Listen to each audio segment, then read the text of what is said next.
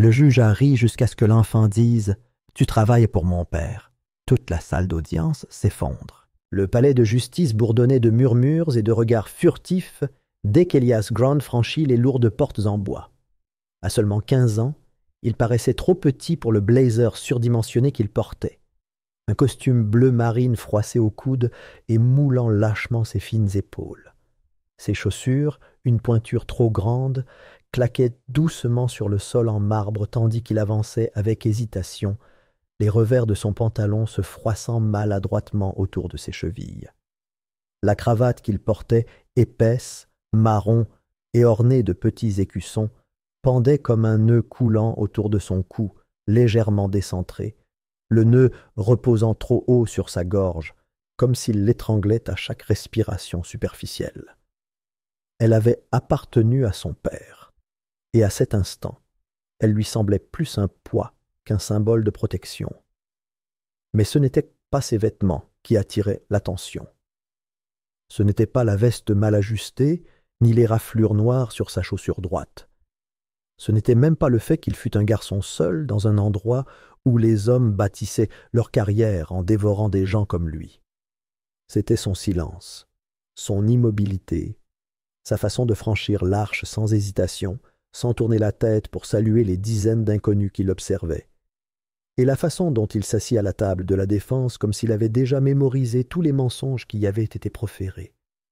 Ses yeux, sombres, fixes, creux, avec quelque chose qui n'aurait pas dû subsister derrière le visage d'un adolescent, scrutaient la pièce avec une intensité calme et calculée.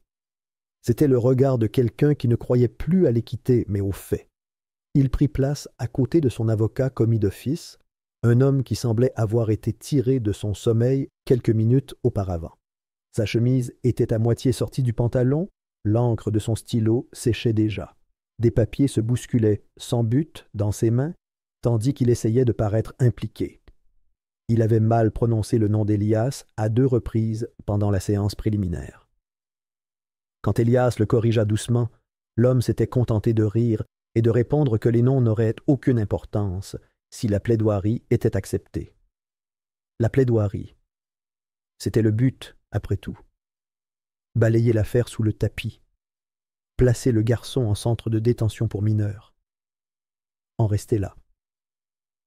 Mais Elias n'avait accepté aucun accord, et son refus de signer l'accord de plaidoyer les rongeait comme une épine dans le pied.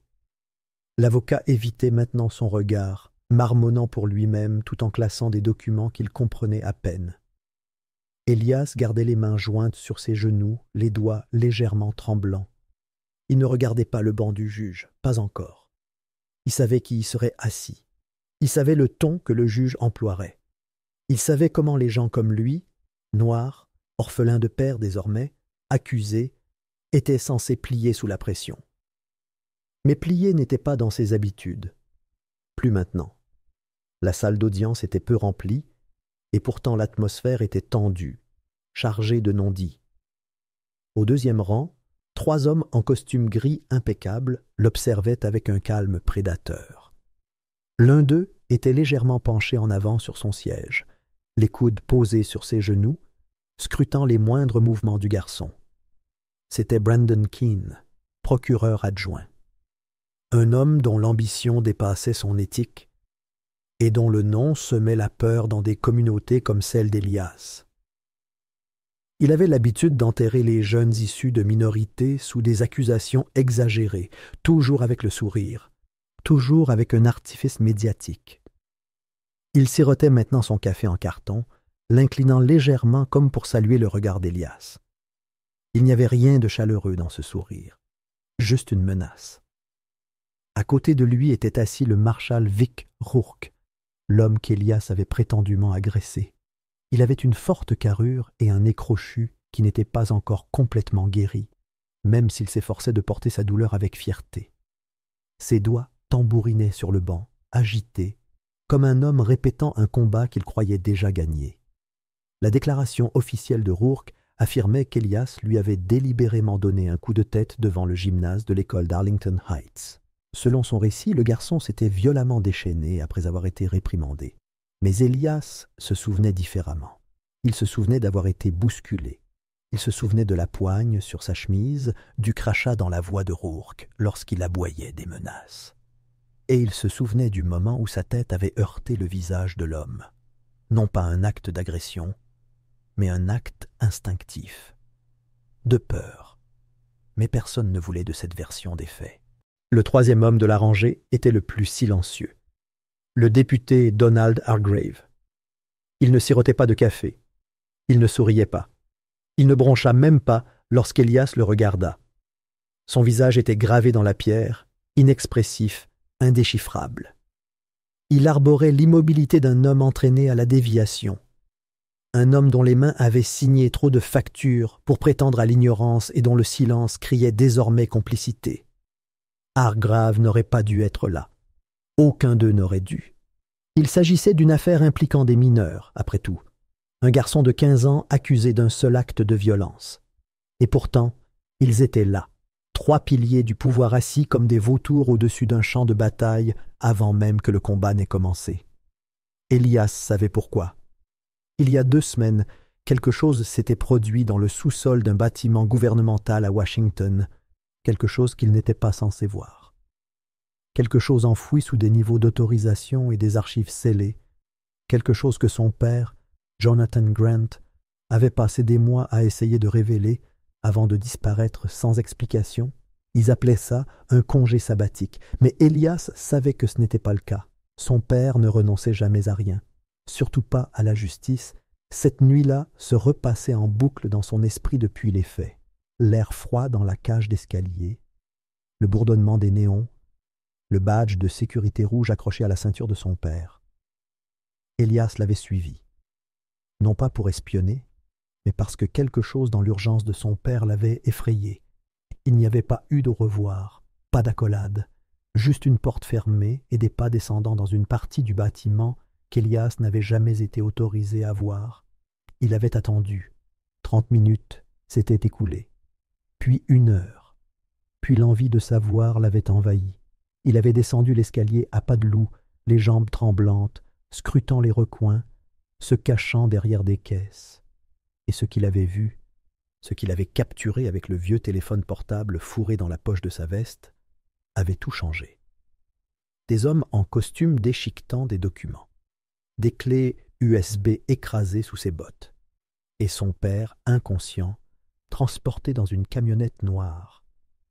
Sa voix s'était nouée. Il n'avait pas crié, il n'avait pas pleuré, il avait simplement couru. Et puis, quelques jours plus tard, vint l'accusation, l'inculpation fédérale. L'agent qui attendait par hasard devant l'école d'Elias, la bousculade, le coup de tête, le récit soudain qu'Elias Grant était un délinquant violent. La salle d'audience n'était plus qu'une scène pour l'histoire qu'il voulait raconter. Une histoire où la vérité n'avait plus d'importance et où la survie dépendait du silence. Mais Elias n'était pas resté silencieux. Il n'avait pas remis le téléphone, il n'avait pas fui, il n'avait pas plaidé coupable. Et c'est cela, plus que tout, qui le rendait dangereux. Un murmure sourd parcourut la salle d'audience lorsque l'huissier entra, annonçant l'approche du juge. Le pouls d'Elias s'accéléra, mais son visage resta immobile. De l'autre côté de la pièce, Rourke se pencha pour murmurer quelque chose à Keene, qui hocha légèrement la tête, les yeux fixés sur le garçon à la table. Hargrave ne bougea pas, ne parla pas, se contenta d'observer. Elias sentit le poil de la cravate de son père contre sa poitrine. Le nœud lui semblait plus serré qu'avant. Il ne pouvait pas le desserrer. Il ne pouvait pas respirer profondément. Mais il n'en avait pas besoin. Il avait déjà fait son choix. Il ne se rétracterait pas. Pas aujourd'hui. Jamais. La salle d'audience s'était vidée comme une marée se retirant d'un rivage brisé, et pourtant Elias restait cloué à son siège, impassible et muet. Ses mains étaient plaquées contre ses cuisses, ses doigts tressaillant légèrement sous le tissu de son blazer trop long. Son avocat commis d'office avait disparu dès la suspension de l'audience, marmonnant à propos de distributeurs automatiques et de l'intérêt d'un arrangement à l'amiable, avant que le système ne fasse de lui un exemple. Quoi que cela veuille dire, Elias ne posa pas de questions. Il fixait simplement le tribunal surélevé, où le juge Walter K. Drummond avait présidé quelques instants plus tôt, avec une autorité suffisante et un semblant de paternalisme forcé. La salle d'audience, faiblement éclairée par la lumière du début d'après-midi filtrant à travers de hautes fenêtres, régnait un silence gêné.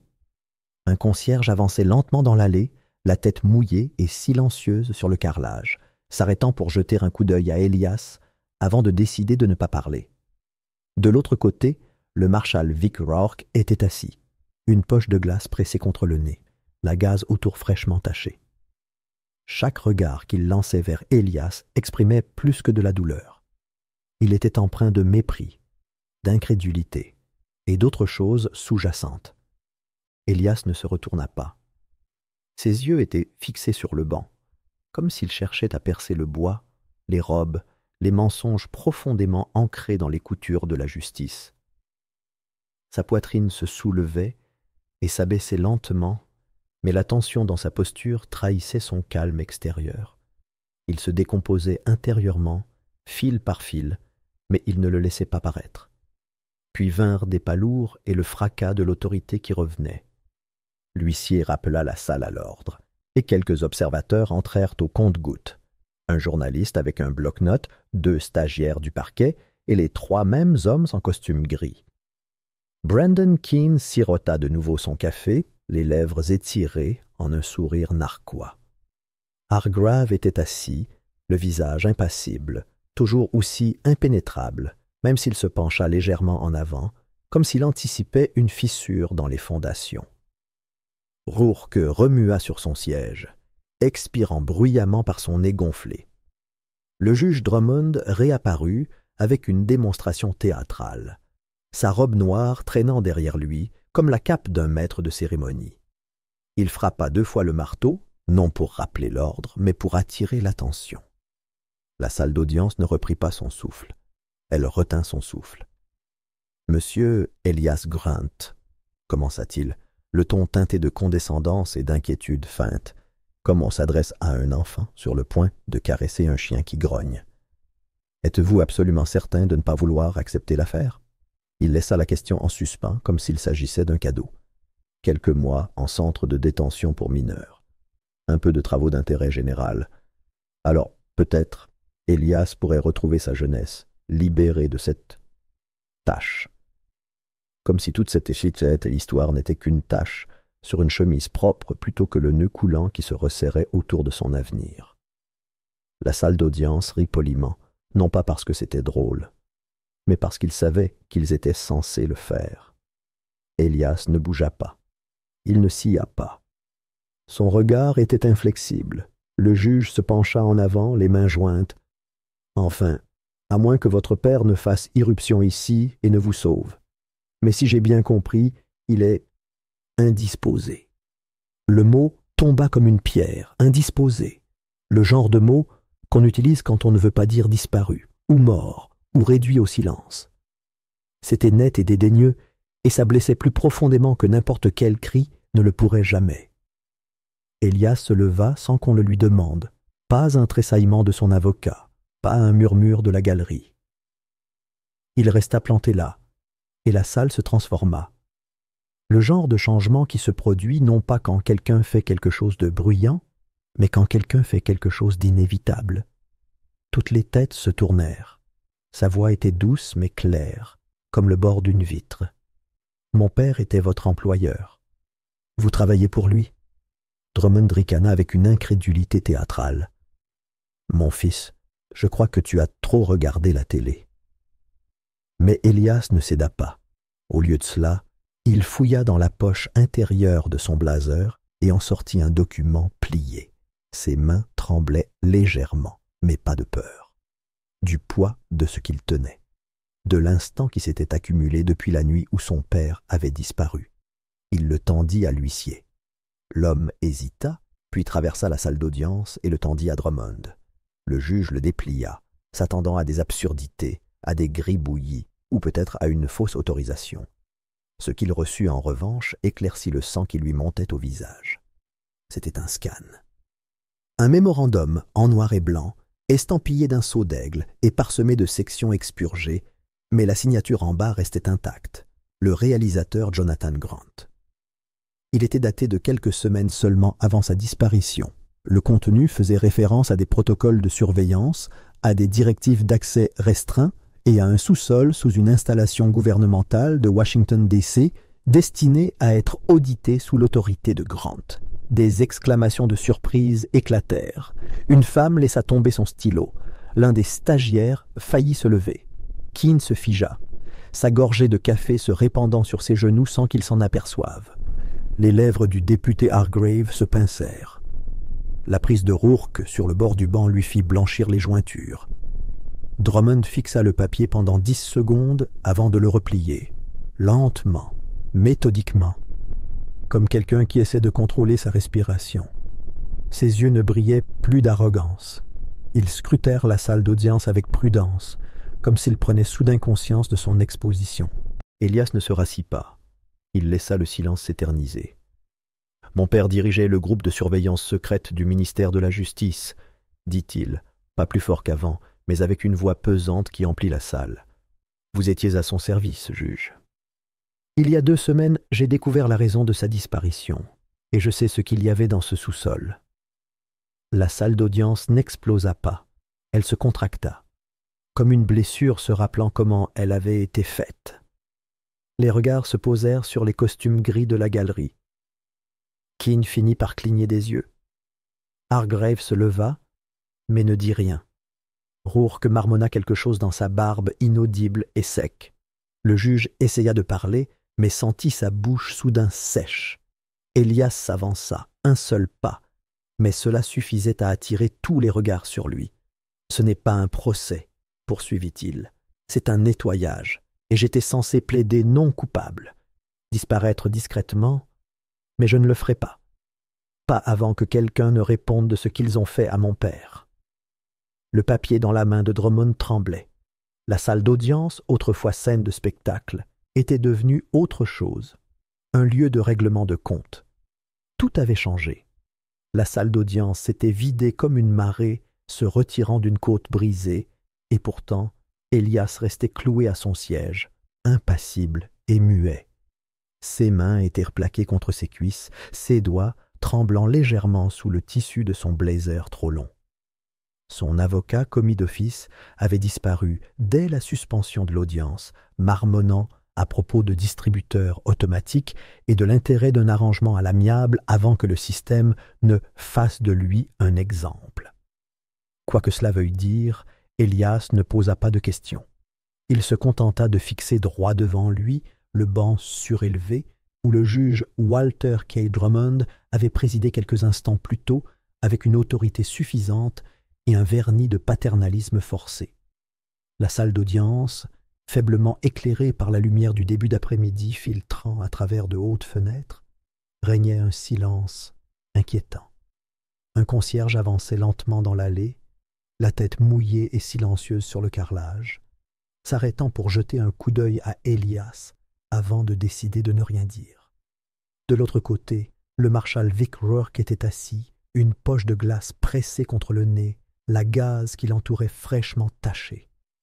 Chaque regard qu'il lançait vers Elias était porteur de plus que de douleur, du mépris, de l'incrédulité et d'autres choses sous-jacentes, la peur. Non pas du garçon, mais de ce qu'il représentait. Elias ne se retourna pas. Son regard était fixé sur le banc, comme s'il tentait de percer le bois, les robes, les mensonges profondément ancrés dans les coutures de la justice. Sa poitrine se soulevait et s'abaissait lentement, mais la tension dans sa posture trahissait son calme extérieur. Il se défaisait intérieurement, fil par fil, mais il ne le laissait pas paraître. Puis retentirent des pas lourds et le fracas de l'autorité rendue. L'huissier rappela l'ordre, et quelques observateurs entrèrent au compte-gouttes. Un journaliste muni d'un bloc-notes, 2 stagiaires du parquet et les 3 mêmes hommes en costume gris. Brandon Keane sirota de nouveau son café, les lèvres étirées en un sourire narquois. Hargrave resta impassible, toujours aussi impénétrable, même s'il se pencha légèrement en avant, comme s'il anticipait une fissure dans les fondations. Rourke remua sur son siège expirant bruyamment par son nez gonflé. Le juge Drummond réapparut avec une démonstration théâtrale, sa robe noire traînant derrière lui comme la cape d'un monsieur loyal. Il frappa 2 fois son marteau, non pas pour rappeler l'ordre, mais pour attirer l'attention. La salle d'audience ne reprit pas vie, elle retint son souffle. « Monsieur Elias Grant », commença-t-il d'un ton teinté de condescendance et d'inquiétude feinte, comme on s'adresse à un enfant sur le point de caresser un chien qui grogne. « Êtes-vous absolument certain de ne pas vouloir accepter l'offre ?» Il laissa la question en suspens comme s'il s'agissait d'un cadeau. Quelques mois en centre de détention pour mineurs. Un peu de travaux d'intérêt général. Ensuite, peut-être, Elias pourrait retrouver sa jeunesse, débarrassé de cette tache. Comme si toute cette affaire n'était qu'une tache sur une chemise propre, plutôt que l'étau qui se resserrait autour de son avenir. La salle d'audience rit poliment, non pas parce que c'était drôle, mais parce qu'ils savaient qu'ils étaient censés le faire. Elias ne bougea pas. Il ne scia pas. Son regard était inflexible. Le juge se pencha en avant, les mains jointes.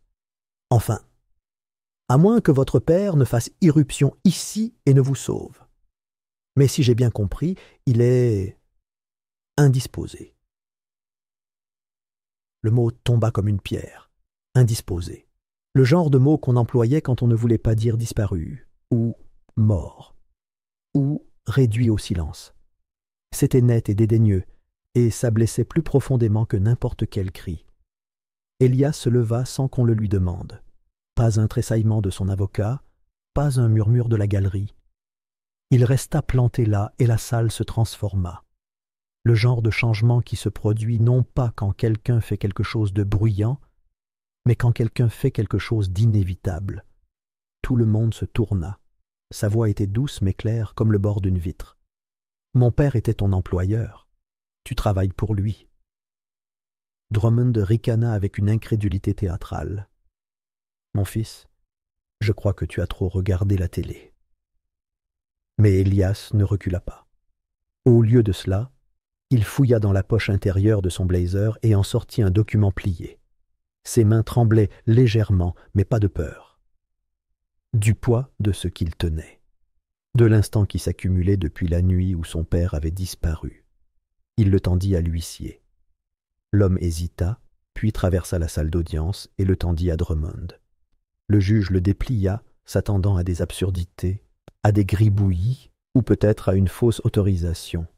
Ce qu'il obtint à la place éclaircit le sang qui lui montait au visage. C'était un scan. Un mémorandum noir et blanc estampillé d'un sceau d'aigle et parsemé de sections expurgées, mais la signature en bas restait intacte. Le directeur Jonathan Grant. Il était daté de quelques semaines seulement avant sa disparition. Le contenu faisait référence à des protocoles de surveillance, à des directives d'accès restreint et à un sous-sol sous un bâtiment gouvernemental de Washington, destiné à un audit sous l'autorité de Grant. Des exclamations de surprise éclatèrent. Une femme laissa tomber son stylo. L'un des stagiaires faillit se lever. Keane se figea, au milieu d'une gorgée, le café se répandant sur ses genoux sans qu'on le remarque. Les lèvres du député Hargrave se pincèrent. La prise de Rourke sur le bord du banc lui fit blanchir les jointures. Drummond fixa le papier pendant 10 secondes avant de le replier, lentement, méthodiquement, comme quelqu'un qui essaie de contrôler sa respiration. Ses yeux ne brillaient plus d'arrogance. Ils scrutèrent la salle d'audience avec prudence, comme s'il prenait soudain conscience de son exposition. Elias ne se rassit pas. Il laissa le silence s'éterniser. Mon père dirigeait le groupe de travail de surveillance secrète du ministère de la Justice, dit-il, pas plus fort qu'avant, mais avec une voix pesante qui emplit la salle. Vous étiez à son service, juge. Il y a 2 semaines, j'ai découvert pourquoi il a disparu, et je sais ce qu'il y avait dans ce sous-sol. La salle d'audience n'explosa pas. Elle se contracta, comme une blessure se rappelant comment elle avait été faite. Les regards se portèrent sur les costumes gris de la galerie. Keane cligna enfin des yeux. Hargrave se leva, mais ne dit rien. Rourke marmonna quelque chose dans sa barbe, inaudible et sec. Le juge essaya de parler, mais sentit sa bouche soudain sèche. Elias s'avança un seul pas, mais cela suffisait à attirer tous les regards sur lui. « Ce n'est pas un procès, poursuivit-il. C'est un nettoyage. Et j'étais censé plaider non coupable, disparaître discrètement. Mais je ne le ferai pas. Pas avant que quelqu'un ne réponde de ce qu'il a fait à mon père. » Le papier dans la main de Drummond tremblait. La salle d'audience, autrefois scène de spectacle, était devenue autre chose. Un lieu de règlement de compte. Tout avait changé. 2 semaines plus tôt, Elias avait suivi son père en ville après avoir entendu un appel téléphonique tard dans la nuit, étouffé par les murs fins de leur paisible maison de banlieue. La voix, à l'autre bout du fil, était trop déformée pour être comprise, mais l'urgence de la réponse de Jonathan Grant, le ton sec, le frottement des papiers, le claquement métallique d'une mallette, suffisaient. Elias savait depuis des années que le retrait de son père de la vie publique relevait davantage du mythe que de la vérité.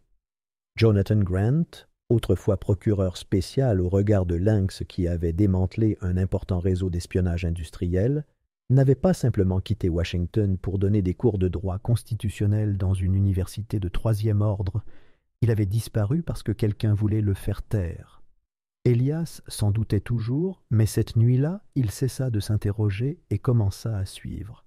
Se mantuvo lo suficientemente atrás como para pasar desapercibido, aferrado a los rincones oscuros de los callejones, agazapado tras los kioscos y las farolas mientras Jonathan cruzaba hacia el distrito gubernamental. Había algo en la forma de moverse de su padre, rígido, cauteloso, como si cada paso resonara en sus huesos. Jonathan pasó 2 controles de seguridad, mostrando una identificación que Elias desconocía que aún conservaba, antes de desaparecer en el ala este del Capitolio. Elias esperó. Los minutos se convirtieron en 1 hora. Entonces, al amparo de la noche más profunda, se deslizó por una escalera de emergencia sin vigilancia y descendió, con cuidado de no dejar que sus pasos resonaran. El aire se enfriaba a medida que avanzaba. Las paredes de cemento dieron paso a puertas de acero reforzado, y pasillos estrechos con tuberías oxidadas. El lugar olía a archivos olvidados y secretos reprimidos. Finalmente, se encontró al final de un pasillo tenuemente iluminado, con la mitad de una puerta entreabierta. Desde las sombras, observó. Su padre estaba de pie en el centro de la habitación, rodeado de viejos archivadores y servidores zumbando. Un carrito de acero a su lado contenía varias carpetas gruesas marcadas con fechas y códigos de operación que Elias no reconoció. Pero los nombres llamaron la atención. Senador Langston, Task Force Orion, Sitio Negro 9. Entonces se oyeron las voces.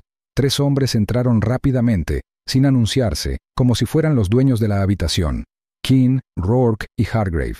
Aún no los conocía, pero su lenguaje corporal denotaba autoridad, no la que se gana, sino la que corrompe. Hablaban en voz baja, dando vueltas alrededor de Jonathan como buitres. Algo se dijo sobre atar cabos sueltos. Jonathan argumentó. Entonces el sonido, agudo, sordo, definitivo, un golpe en la nuca. Su padre se desplomó en el suelo, inmóvil. Elias tuvo que apretarse un nudillo para no gritar. Hargrave ladró órdenes y en cuestión de segundos, los archivos fueron destruidos, los discos duros destrozados bajo las botas y los discos arrojados a un incinerador térmico que cobró vida con un zumbido en la esquina. Se movieron con precisión practicada. No era pánico, era protocolo. Elias corrió. Con el corazón latiéndole con fuerza, subió corriendo las escaleras, sin apenas percibir el roce del hormigón bajo sus zapatillas. No se detuvo hasta que regresó a su coche. Las manos le temblaban tanto que no pudo encender el motor. El silencio posterior fue peor que cualquier cosa que hubiera visto. Durante 2 días, no dijo nada. Apenas durmió, atormentado por la imagen de su padre inmóvil, la mirada fría y quirúrgica en los ojos de Keane. Pero el silencio se volvió insoportable. Tenía que saber la verdad, y más que eso, tenía que conseguir pruebas, así que regresó. Armado con una cámara oculta, desanduvo sus pasos por el Capitolio. El incinerador había desaparecido, las carpetas reemplazadas por unas nuevas y la evidencia digital, borrada. Pero estos hombres eran arrogantes. Creían que nadie los había visto. Esa confianza los volvía descuidados. Elias encontró un servidor auxiliar en funcionamiento, enterrado bajo un falso panel de suelo. Lo descargó todo. Incluso recuperó grabaciones de seguridad de un punto de acceso olvidado. Esa noche, salió con 2 memorias USB, un sobremanila desgastado lleno de registros impresos y la placa de su padre, manchada con algo más oscuro que la tinta. Ahora, de pie en la sala, Elías le entregó el sobre al juez, con cada respiración mesurada. El peso de esos documentos acarreaba años de corrupción, y el juez, una figura otrora respetada que había servido bajo 2 administraciones, parecía atónito. Hojeó las páginas palideciendo con cada giro. Una respiración entrecortada. Luego, silencio. El pánico se apoderó de él como un reguero de pólvora. El fiscal adjunto King se puso de pie, alzando la voz, calificando el documento de falsificación. Se movió con rapidez, haciendo gestos a los alguaciles, con la mirada fija en la galería, como si calculara quién había oído qué. Rourke, sentado detrás de la mesa de la fiscalía, exigió la detención de Elias, declarando al chico una amenaza activa para la seguridad nacional. Hargrave simplemente se recostó, con los dedos entrelazados, observando como un hombre preparado para este momento. Pero el daño ya estaba hecho. Il resta suffisamment loin pour passer inaperçu, s'accrochant aux recoins sombres des ruelles, se cachant derrière les kiosques à journaux et les lampadaires tandis que Jonathan pénétrait dans le quartier gouvernemental. Il y avait quelque chose dans la façon dont son père se déplaçait, rigide, prudent, comme si chaque pas résonnait dans ses os. Jonathan passa 2 contrôles de sécurité, exhibant une pièce d'identité qu'Elias ignorait encore posséder, avant de disparaître dans l'aile et du Capitole. Elias attendit. Les minutes se transformèrent en 1 heure, puis, profitant de la nuit plus profonde, il se glissa par un escalier de secours non surveillé et descendit, prenant soin de ne pas laisser ses pas résonner. L'air se refroidit à mesure qu'il s'enfonçait. Les murs de ciment cédèrent la place à des portes en acier renforcées et à des couloirs étroits bordés de tuyaux rouillés. L'endroit sentait les dossiers oubliés et les secrets refoulés. Finalement, il se retrouva au bord d'un couloir faiblement éclairé, la moitié d'une porte étant entr'ouverte. Dans l'ombre, il observe. Son père se tenait au centre de la pièce, entouré de vieux classeurs et de serveurs bourdonnants. Un chariot en acier à côté de lui contenait plusieurs épais classeurs marqués de dates et de codes d'opération qu'Elias ne reconnaissait pas. Mais les noms sautèrent aux yeux. Sénateur Langston, Force opérationnelle Orion, Site secret 9. Puis vinrent les voix. 3 hommes entrèrent précipitamment, sans prévenir, comme s'ils étaient les maîtres de la pièce. Keane, Rourke et Hargrave. Il ne les connaissait pas encore, mais leur langage corporel criait l'autorité, non pas celle qui se mérite, mais celle qui corrompt. Ils parlaient à voix basse, tournant autour de Jonathan comme des vautours. On parle de nettoyer les détails. Jonathan argumenta. Puis, le son, aigu, sourd, final, un coup à l'arrière de la tête. Son père s'effondra au sol, immobile. Elias dut se serrer une articulation entre les dents pour ne pas crier. Hargrave aboya des ordres et, en quelques instants, des dossiers furent déchiquetés, des disques durs fracassés sous ses bottes et des disques jetés dans un incinérateur thermique qui s'alluma dans un coin. Il se déplaçait avec une précision maîtrisée. Ce n'était pas de la panique, c'était le protocole. Elias courut. Le cœur battant, il monta l'escalier en trombe, percevant à peine le frottement du béton sous ses baskets. Il ne s'arrêta qu'une fois de retour dans sa voiture, les mains tremblant si violemment qu'il ne pouvait pas tourner le contact. Le silence qui suivit fut pire que tout ce qu'il avait vu. Pendant 2 jours, il ne dit rien. Il dormit à peine, hanté par l'image de son père immobile, le regard de Keane, froid et chirurgical. Mais le silence devint insupportable. Il devait connaître la vérité. Et plus que cela, il devait obtenir des preuves. Alors il revint. Armé d'une caméra cachée, il retraça ses pas à travers le Capitole. L'incinérateur avait disparu, les classeurs remplacés par des neufs et les preuves numériques effacées. Mais ces hommes étaient arrogants. Ils croyaient que personne ne les avait vus. Cette confiance les rendait négligents. Elias trouva un serveur auxiliaire en marche, enterré sous un faux plancher. Il téléchargea tout. Il récupéra même des images de sécurité d'un point d'accès oublié. Ce soir-là, il ressortit avec 2 clés USB, une enveloppe en papier Kraft usé remplie de journaux imprimés et le badge de son père, taché d'une substance plus sombre que de l'encre. Debout dans la salle d'audience, Elias tendit l'enveloppe au juge, chaque souffle mesuré. Le poids de ces documents portait des années de corruption, et le juge, autrefois une figure respectée ayant servi sous 2 administrations, parut abasourdi. Il feuilleta les pages, le visage pâlissant à chaque tour. Un souffle court, puis le silence. La panique s'empara de lui comme une traînée de poudre. Le procureur adjoint Keene se leva, la voix s'élevant, qualifiant le document de faux. Il se déplaça rapidement, désignant les huissiers, son regard se portant vers la galerie comme s'il calculait qui avait entendu quoi. Rourke, assis derrière la table de l'accusation, exigea qu'Elias soit placé en détention, déclarant que le garçon constituait une menace active pour la sécurité nationale. Hargrave se contenta de se pencher en arrière, les doigts entrelacés, observant comme un homme préparé à ce moment. Mais le mal était fait. Les preuves avaient été vues, et surtout, elles avaient été entendues. La galerie, remplie de journalistes et d'observateurs lassés de cette affaire aride quelques minutes plus tôt, explosa. Les caméras s'allumèrent. Les doigts volèrent sur les claviers. Les murmures devinrent murmures, puis cris. Elias, immobile comme un pilier de marbre, regarda les dominos tomber.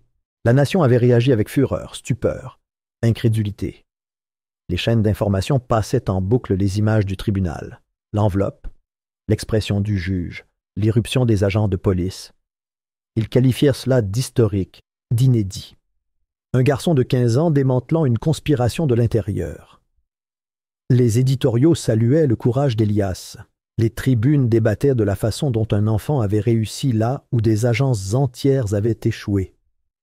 Du jour au lendemain, il était devenu autre chose, un symbole, un titre, un récit édifiant. On le reconnaissait dans la rue.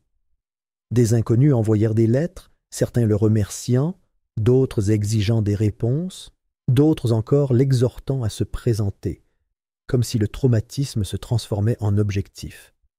Mais rien de tout cela n'importait à Elias. Le garçon qui s'était autrefois caché derrière des portes reculait maintenant devant les micros. La vérité n'était pas une performance, pensa-t-il, c'était un poids qu'il avait porté seul trop longtemps. Il n'avait pas exposé ses hommes aux applaudissements. Il n'avait pas enregistré la destruction des archives pour être qualifié de héros. Il l'avait fait parce que son père était à cet étage, parce que la justice, pour une fois, devait avoir un sens, parce qu'il avait vu pendant des années les décisions des tribunaux être déformées au profit de carrière plutôt que de vie. Le député Hargrave disparut des gros titres quelques jours après sa démission, se retranchant derrière le voile fade des obligations familiales. Pas de conférence de presse, pas d'aveu, juste le silence. Rourke disparut complètement, laissant derrière lui un bureau dévasté et une traînée de communications cryptées que le FBI était encore en train de démêler. Keene fut inculpé de 11 chefs d'accusation et d'autres semblaient refaire surface à chaque assignation à comparaître. Son visage ne reflétait plus l'arrogance lors des points de presse, juste la fatigue et la peur lors des mises en accusation. Elias suivit l'évolution de la situation à distance. Il ne témoigna pas en personne.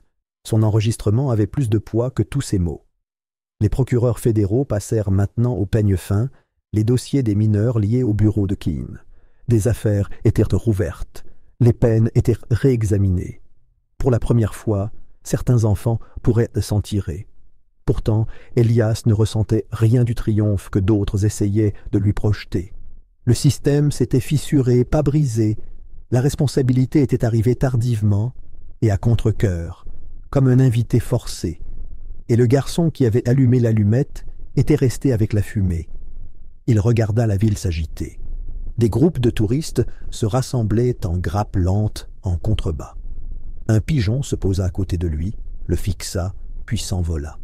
Elias se pencha en avant, les coudes sur les genoux, l'enveloppe disparut depuis longtemps, mais son poids persistait dans sa poitrine. Ce qu'il désirait le plus, ce n'était pas la justice enveloppée dans les gros titres, c'était son père. éveillé, parlant, riant comme il le faisait autrefois les soirs tard autour d'un thé et d'une partie d'échecs. Il voulait l'entendre dire que tout irait bien, que cela en valait la peine, qu'ils pouvaient rentrer chez eux maintenant. Une voix douce interrompit ses pensées. Un jeune garçon, peut-être 9 ou 10 ans, se tenait non loin, le regard hésitant, un téléphone serré dans ses 2 mains. Il demanda si Elias était le gamin du tribunal. Elias se retourna lentement. Un instant, il observa le garçon, ses yeux écarquillés, son émerveillement à peine masqué par l'incertitude. Il envisagea toutes les réponses possibles, toutes les manières dont les gens attendaient désormais de lui qu'il se comporte, qu'il soit plus grand que ce qu'il avait jamais demandé. Puis un léger sourire se dessina au coin de ses lèvres, non pas de fierté, mais de compréhension tranquille. « Non », répondit-il. Ce gamin disait simplement la vérité. Il se leva, son ombre s'étendant sur les marches.